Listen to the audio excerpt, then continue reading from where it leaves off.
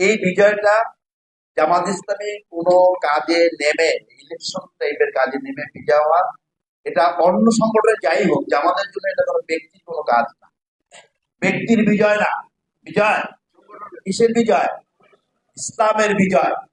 আমাদের জন্য আল্লাহ তাআলা ফরজ করে দিয়েছেন এবং দায়িত্ব দিয়ে পাঠিয়েছেন। কি দায়িত্ব?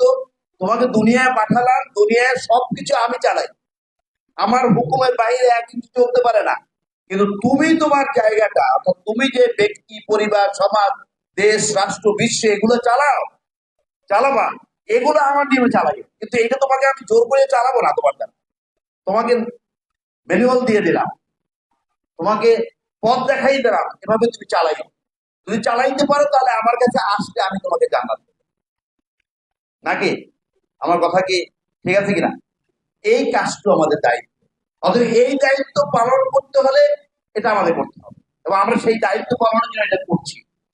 সেই জন্য আমি আশা করব আমাদের আল্লাহ তাআলা যে দায়িত্ব দিয়ে পাঠিয়েছেন, এই দায়িত্ব আঞ্জাম দেওয়ার জন্যই আমাদের কাজটা করতে হবে। অতএব এই বিজয় যদি হয়, সেটা হবে ইসলামের বিজয়। এবং এই বিজয় আমাদের ছিনিয়ে আনার জন্য প্রত্যেকে জায়গা থেকে প্রত্যেকে একটি ভূমিকা পালন করতে হবে। পারবেন ইনশাল্লাহ? ইনশাল্লাহ। আপনার কোনো ব্যাপার, আপনারা যখন যা পরামর্শ আসবে আমাদের দিবেন, সংগঠনে দিবেন, আমরা চেষ্টা করব। আর আপনারা আপনাদের দিক থেকে এটাকে চেষ্টা করবেন।